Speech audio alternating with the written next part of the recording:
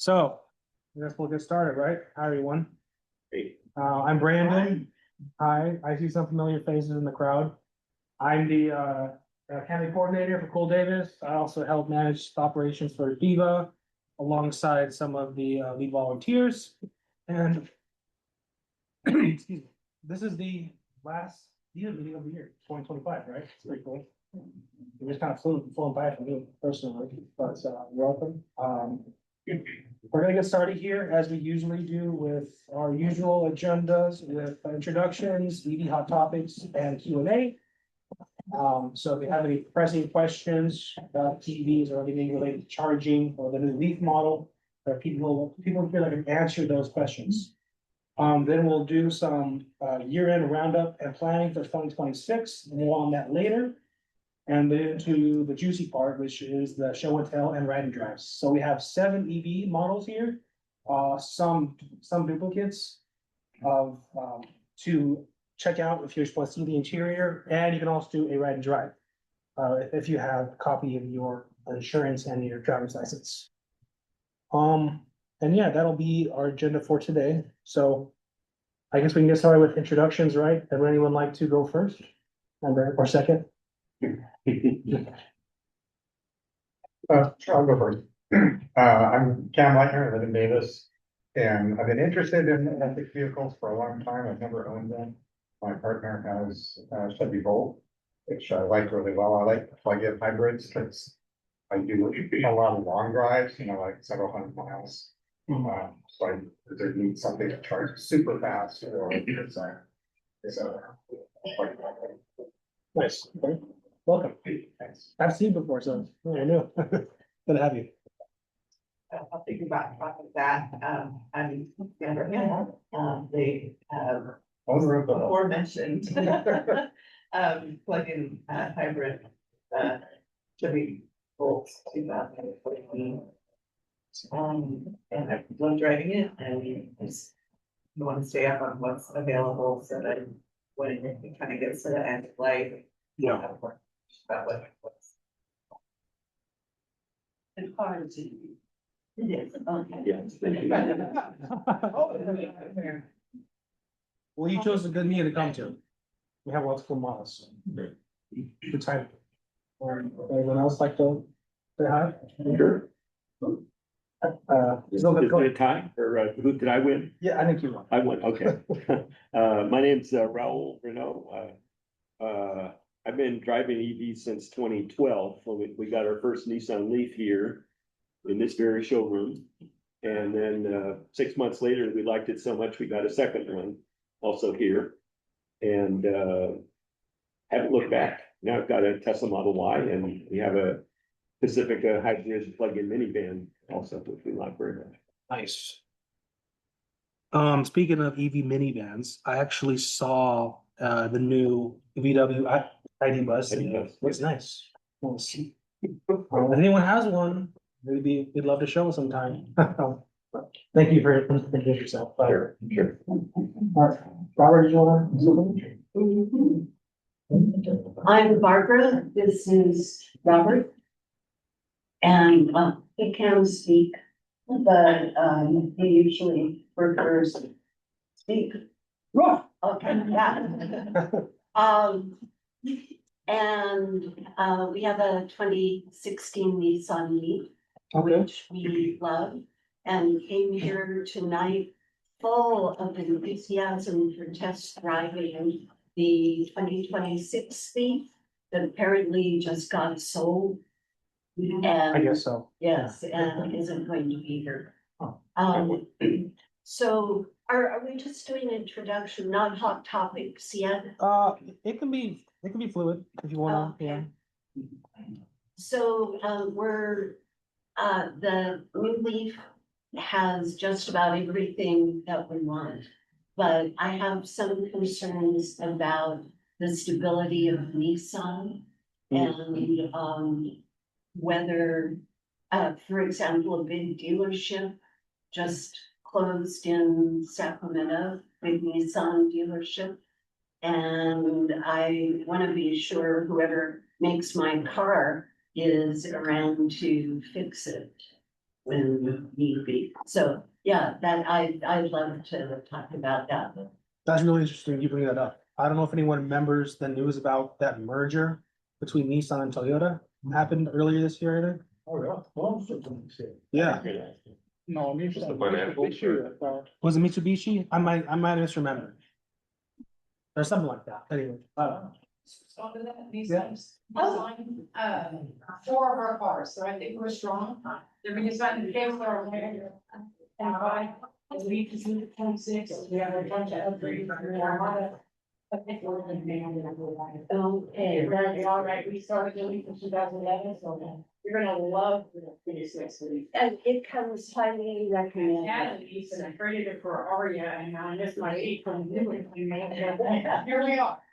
You're sorry. You wanna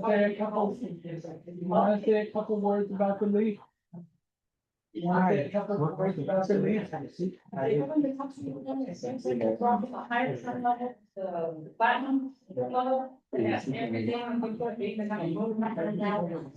Kind of on her as the EV. The SP and SP Plus have almost 300-mile range now, so we're in the game. And Evans did a test, a range test. And said that the leaf performed better than the EPA rating. Well, I used to get more on my beef, you can drive on Eco and you can get a little better that way, but ideally they like around 60 miles an hour. They'll go faster than that, but that's their sweet spot. And then if you get these, you save that way, so I could get my 260 on my SP Plus, these that I had. Oh, Now the range is higher, so yeah. SEV drivers don't try to save on range. Yeah, so. Well, it's interesting, the basic leaf has no heat pump. The two top models have the heat pump, so it makes the car a little more efficient. With the combo with that one. Huh? With the, you're saying it makes it more efficient? Yeah, with yeah, the- yeah. Because you don't have the resistance. Like your idea. Turn my heater on in my week. Doesn't matter. That, I just think that. See, so you throw pluses in on the range. So Why not use those instead of either? there you go. Every once in a while you throw the compressor on, which is, it's a little clogged up, but other than that, you're good. So, yeah, there you go. I guess Nissan's here to stay. I'll introduce myself next. So I'm Erin Sanda, I'm a member with the SAC EV Association. And I drive a BMW i3 and it's really cool. I've grown to appreciate it more and more as, you know, I get more accustomed to everything and how it works, such as using the heated seats instead of the heater. You know, and it zips around town, I can park easily, the turning radius is great. It's like me on wheels. So it's just me and whatever I can haul anything that I need. My feet lay down as a hatchback. Nice. So it's a really great car. I love it. I do have a question or concern about charging, but Okay. should we wait or should I go? No, I think this is the time. Okay, so at some of the chargers, I noticed that, like Walmart trucks or vans are there. Like the bigger, company vehicles. And I feel like it's a little bit unfair because it's adding to the congestion of what we're already facing within the charging network. But I just wanted to see if anybody knew anything about regulation, like shouldn't, because my opinion is if those companies can set up their own charging mechanism, then it could free up the space for the rest of us who are already queuing. You know, we're waiting 30 minutes to charge. So I just wanted to see if anybody had any insight. I did see a post in that store, that some of the chargers have taken out their chargers, and apparently there's only required for when a business, you know, establishes, and after that, there's no oversight. Oh, So it makes me wonder if what situation where it's really, yeah, because FedEx and, there's some electrical companies that are EV now, I mean, not, yeah, EV. And they're vans, and they're larger sizes, and when they're parking, they take up a lot of space. And it takes like an hour and a half to charge, maybe. So I mean, that's a lot of time on the public charger, and I was just thinking that that's a little bit. I don't know, that's just adding to the congestion that some people face. I don't have a charger at home, so I use public charging. Yeah. So for me, it's.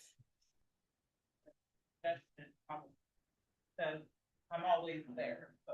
Yeah, well, I think you pose a really interesting upcoming issue in terms of like EV market growth. You know, how much responsibility do like large companies like corporations have when, you know, they're utilizing charging networks? Yeah. And you have to also ask the question, well, how much do you know, these public utilities that maybe are responsible for building it, or maybe the structure behind the grants that fund those things?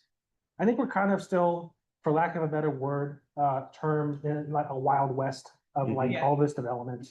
And so, you know, for the time being, these are, I think, growing pains. Right. Yeah, but you know, in the process, it is very painful because, like I said, I'm a frequent user of the public charging. Yeah. You know, the fast chargers, and there's a lot of waiting when those big vans pull up because they don't just go, you know. Yeah, they're charging full. You can charge to home. I don't know. And there's no possibility you can make it work? At home? Well, I'm in an apartment, so they don't have, you know. Unless it's a newer apartment, they, you know, there's other regulations that are surrounding that yeah. parking situation. Well, normally the thing with Target is they have a requirement to stay in 3 years. Say it again. With Target chargers, the public, they had a requirement to stay in for 3 years.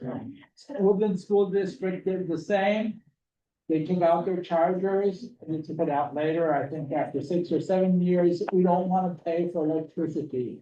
It's just stupid reasons. I noticed over, you know, Sunny's Car Wash over here, it's pretty new. They put in 2 EV chargers. I looked at those the other day. They were both out of order. One of them looked like it's secured with zip strips. It's never gonna work again. And the other one's just dead.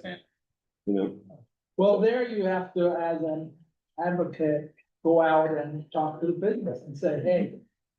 Yeah, But the funny thing is with Walmart Dixon had fast chargers. They took them out. well, I did Wow. call Walmart, because I don't know who to go and talk to, because that's kind of unusual now to go in, because you're not gonna get the right person, but I did try to call and try to filter my concerns through to the right entity or person, and no one ever called me back, call back again. So it's like my time again, while I'm sitting, I'm trying to address the frustrations that I see, but it seems like, I mean, we're doing a really good job on producing really nice vehicles, but we have to have some sort of plan, because not everybody has a home that has a charger. There are people that are, you know, living in multi-family dwellings that Yeah. need access to chargers. And again, it was just one of my concerns that I saw as. You know, it's, That's a public charger. Well, I bet they're paying less. Other than you think about. They have a deal, They have an account. you know, no, they're still paying, yeah. Blessing. pay less for more. Maybe. Listen, how many trucks? Maybe, but we don't know that. No, you just speculate, that is, like, regardless. My point is simply this, that it's a public charger. Well, they're not really public. No. They're a corporation. Yeah, because you're saying Yeah. that if a FedEx truck needed to pull into the bus station for gas and tank, they couldn't use it because they're not covered. No, not Shell, Electrify America to be specific. No, yeah, I know. I'm just simply talking about being a devil's advocate here. I understand, I know what you're talking. If you're saying that something applies to EVs, Why not the same thing with why? Because we don't have the infrastructure, to answer your question Right. very directly. Well, we're also- It's also about the time. Yeah. Yeah, the timing. You know, if they were pulling in for a 10-minute quick charge, you wouldn't care if it was a truck or not, but they're taking it for an hour. Coming from the Bay Area and they're charging. You see what I'm saying? Yeah.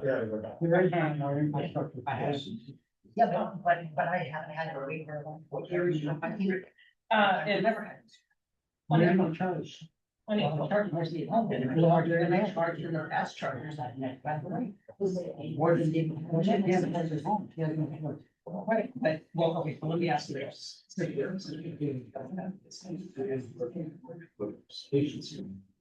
have the, I tree, right? Yes, CCS? You see it's fine? well, I have the range extender. Right, but. I don't know which But way, the but- electric charge. Yeah, that's what I have, CCS one. Okay, so have you considered buying Tesla at that? So you can get Tesla. I think you want to say that. I just got an email today from BMW. They have now adopted the Tesla supercharger network. If you have the combo, Okay, you buy the adapter okay, and they have a specific $175. okay, And then you could use the Tesla supercharger. okay. Cause I was gonna say, no, I haven't, 'cause they didn't have the option. That's what I was gonna say. but That's our Okay, solution. okay, There's always a Tesla supercharger available. okay. But I know their rates are a little bit higher. Yeah, yeah. They're about 50 cents. Oh, For 1 okay, hour, okay, that's not, isn't it? it's 42 at electric Yeah. charger. So. Close. Yeah, okay, well, thank you for, yeah. 50 cents, okay, so 50, 50 cents. I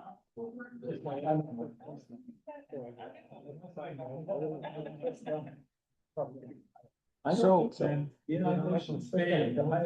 I've typically been in the 50s. No, I had some other. Show you. Yeah, I got 3 days. Oh, they have a lot of space. Just nine miles,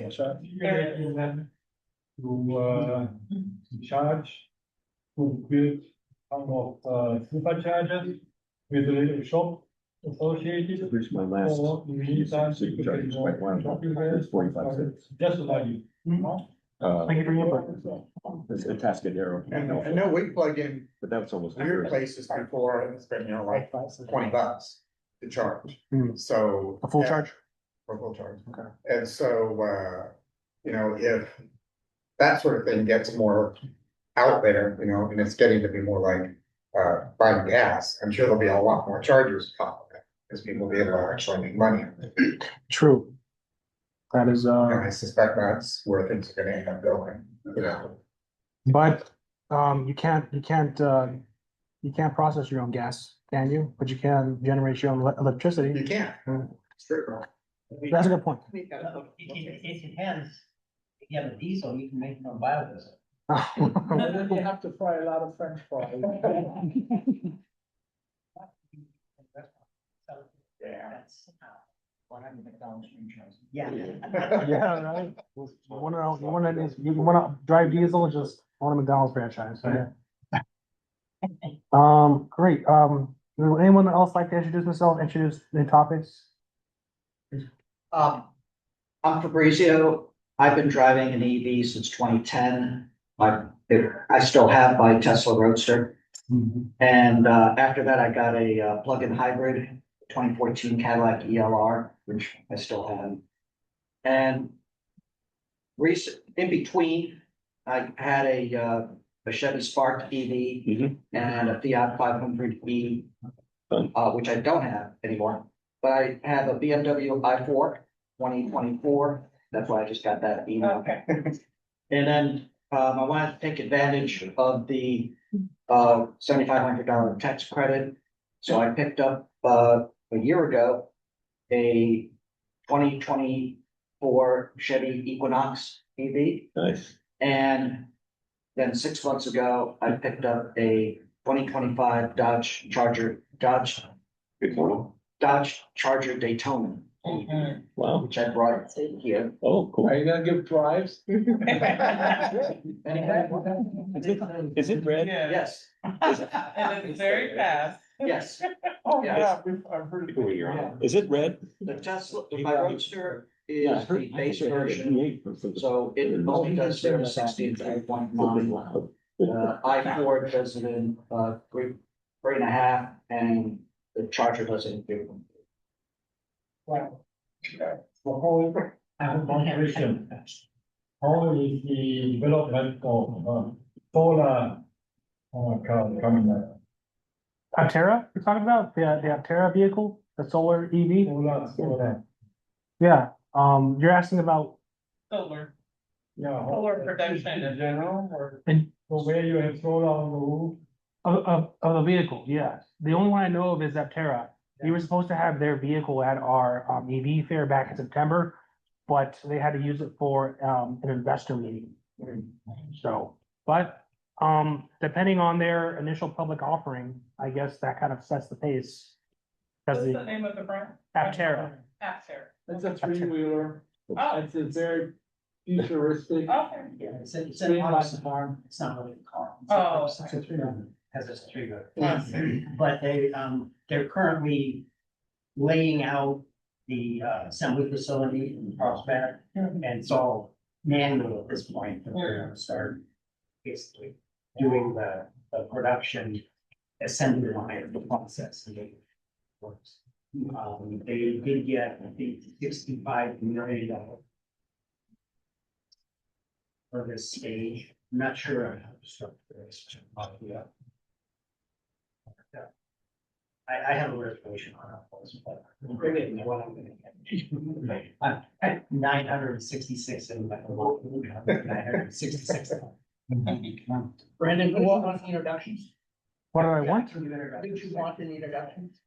Just who you are, if you own an EV, any questions you might have. Oh, okay, I'm John Johnston. I drive a 2015 Leaf. Right, and almost 90,000 miles. And the battery still has most of its plastic. And I'm a former member of the Natural Resources Commission. I'm interested in electric infrastructure, and maybe we get this group thinking a little broader than just cars. But also, because I think in the future, we're gonna have more people riding electric bikes than electric cars. So talking about maybe some of that infrastructure, really a nice topic on the agenda for the future. Well, actually, that's a good segue into our future topics.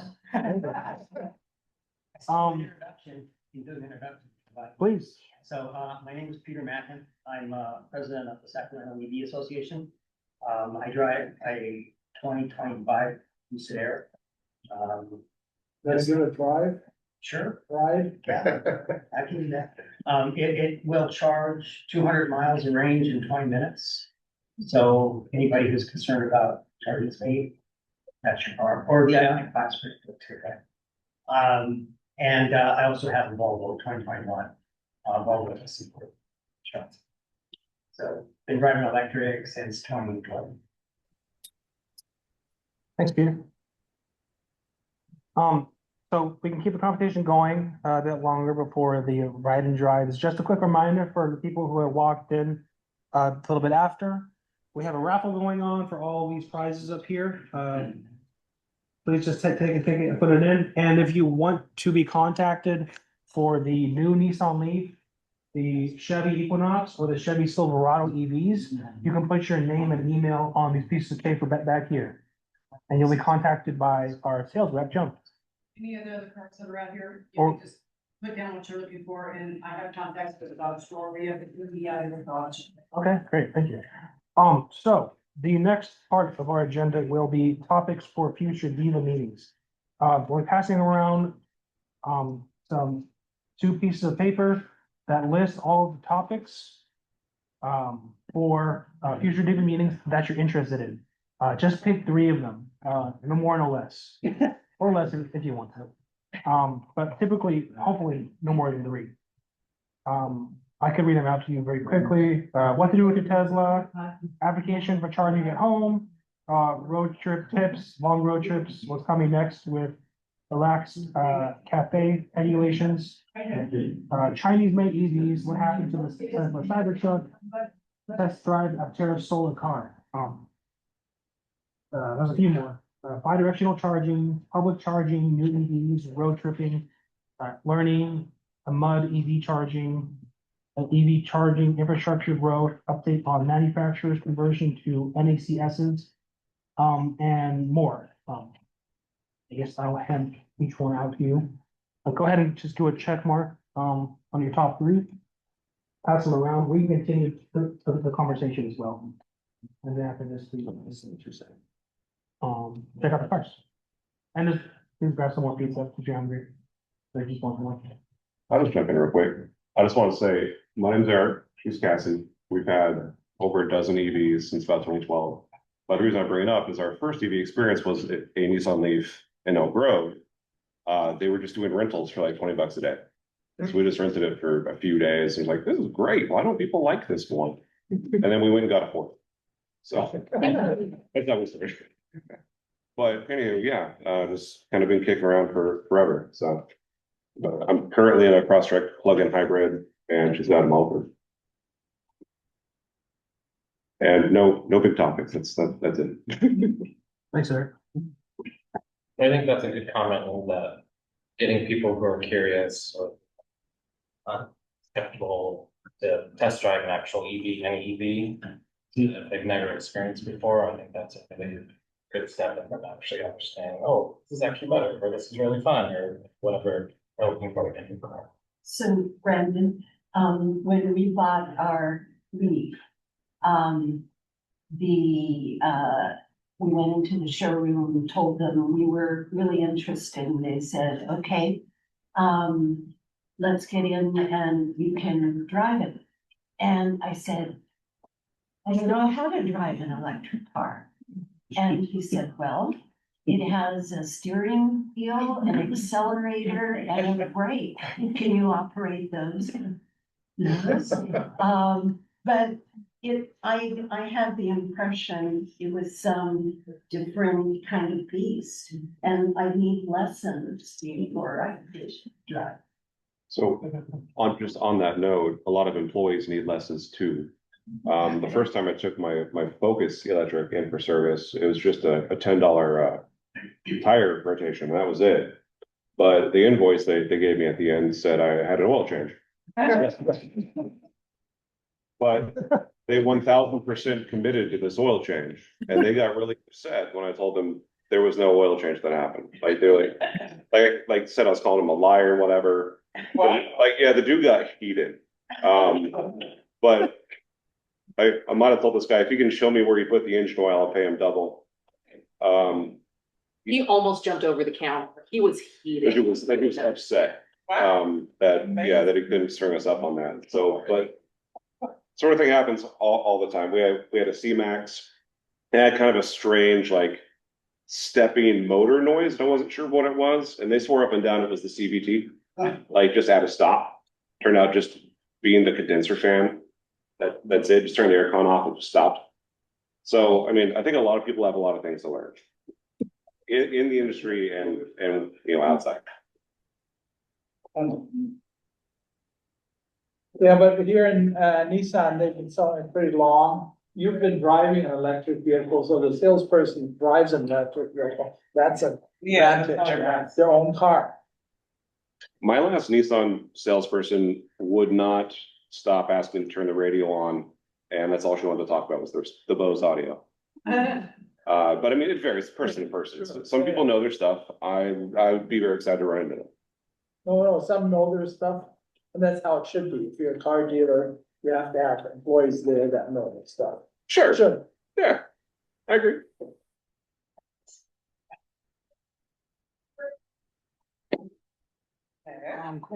I'm Rich Bradley, and I have a 2015 Nissan Leaf, which I got in 2016 after my daughter had it for a year. And it was a great introduction to electric car. It was very similar to a gasoline car, where as you pointed out. And my brother had died, he had a Tesla, and I was not interested in the Tesla, it was a lot easier transition to make. To go to the Nissan Leaf. And then since then, I've gotten a plug-in hybrid Prius and, pass that on to my granddaughter. And we have a Kia Miro electric or, we love it. Much longer range than the, we still going to downtown Sacramento, but not too much further on the round trip. And then we couple of here, this range is 50 miles now. That's listed, sometimes shows 300 miles as the miles available. Practically, it's lower than the 50. Cool, Bridge. Thanks for introducing yourself. And when you charge at home, and that works well. I'm interested more in charging networks, so we have experimented with longer trips, and we used it up to Buy America. I'm not overly impressed with that. Correct me if I'm wrong, but I think Tesla has the most robust charger network right now. And so, but we And I wanna, tell you that, Chevy Equinox that I had, when I got it, it came with the capability of charging on the Tesla.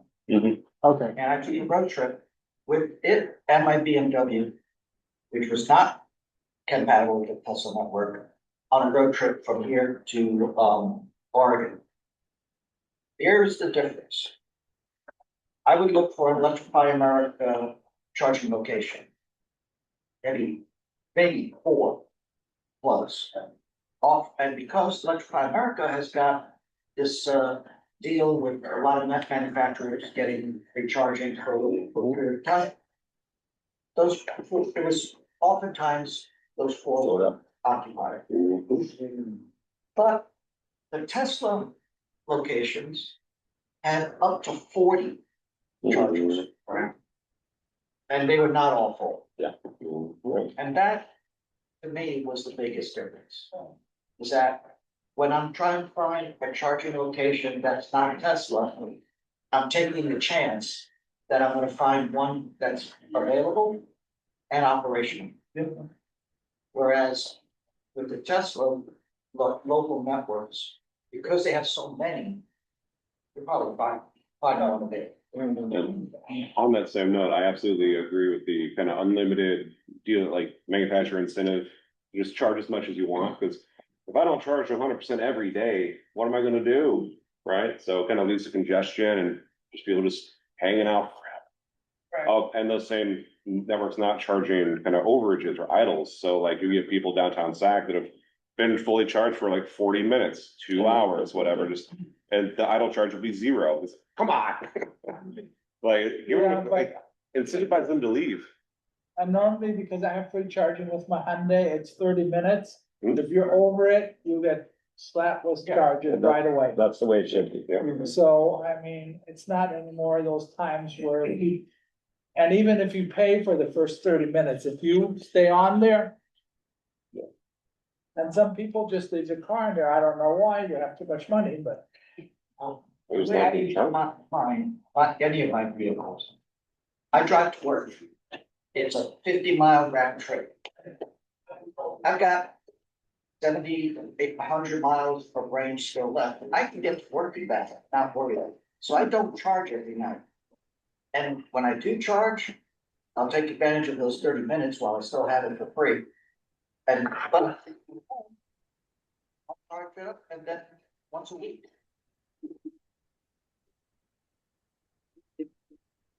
Well, I bought my Tesla Model Y in 21.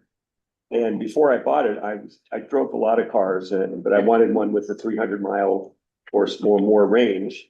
And I narrowed it down to that or the Mustang Mach-E. And I actually liked the Mustang Mach-E better as a car.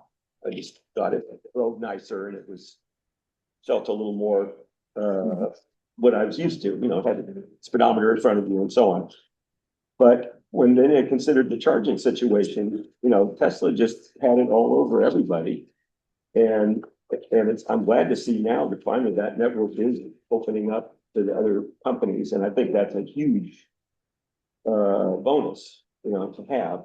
But I've taken my car, the longest trip I ever took in a day was to Boise, Idaho, which is almost 600 miles. And I got there in about 10 hours. I had 3 15-minute supercharger stops to get there. And then the hotel I stayed in overnight had charging in the garage, so I just plugged it in there level 2.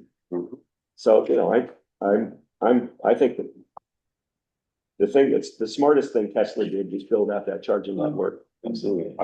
I did a 17-state road trip in March in a Model Y, not a single concern. It always works too. You just drive up, plug in, and you know, it works. Once or twice it didn't work, but it wasn't a big deal because there was another 40 of them there. I mean, now the one didn't work. I did have an interesting thing, driving down to LA once, Harris Ranch, you know, it's kind of famous for, I don't know how many, there must be over 100 Tesla trucks. It's 168 on here. So I pulled into one of the ones that's right by the restaurant and plugged in and I looked at it, I realized, boy, this is really slow. This is barely moving. And then I realized I had actually sort of gotten confused about where to go. And I saw that there was this massive set of newer chargers across the way. So I drove over there and plugged in and wham, you know, it's going 1,000 miles an hour. Wow. That's sometimes what it will say up there. It's charging at a rate of 1,000 miles of range in an hour. So I don't know what the difference was, probably older chargers, newer ones, but yeah, it does make a difference. it was definitely from the builder. And charger availability is the whole reason why I got rid of my Bolt and got a Model 3, because I have to go to Reno not infrequently, and the non-Tesla charging situation in Reno is grim. It is almost non-existent. It is incredibly difficult. There's one installation of 4 EA charging units that has a line forever. Yeah, so it's either charge a truckie and hope that it's free, and then I have the bandwidth to do it. But now with this Model 3, I can just do the whole thing and not even have to think about it. Actually, potential topic for some other day. EVgo's been removing stations for the past couple of years. Oh gosh. I don't have no idea why they've been doing that. Is anybody old enough to remember like the initial build out? It's called Blink. Better Creek? No. It was like a program that they put on ARC, yeah. Where like they put in free CCS stations along, I think 80 and 50 and a few. Oh, I do remember that. Yes. Those are gone or being removed. So South Bay Tahoe, Strawberry, They were up there. others about 50 and 80 just gone, like working fine, removed. So I don't know what happened there. So there's a couple questions that some people wanted to ask online before we move forward to the next part of the meeting. So Paul Emoff did mention that the BMW Xi has access to the Tesla supercharger with a CCS adapter, and he actually linked a CCS to NACS adapter on Amazon for $63. Well, I would be careful for $63 man. Okay, good to know. Says, and Tesla also says you have to use the adapter that is approved by the manufacturer. Okay. I wouldn't mess with it.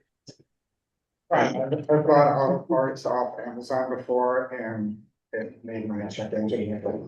Okay. Yeah, I'd be pretty careful with that. There are a couple of brands of the map to ECS adapter that are reliable on Amazon, but they're not $68.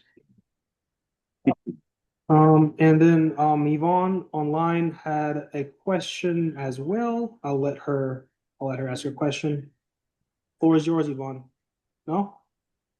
I was just going to say hello, Yvonne Marsh. I have had a Chevy Volt. It was my favorite, actually. I enjoyed never having to worry about a charge because you had the backup generator.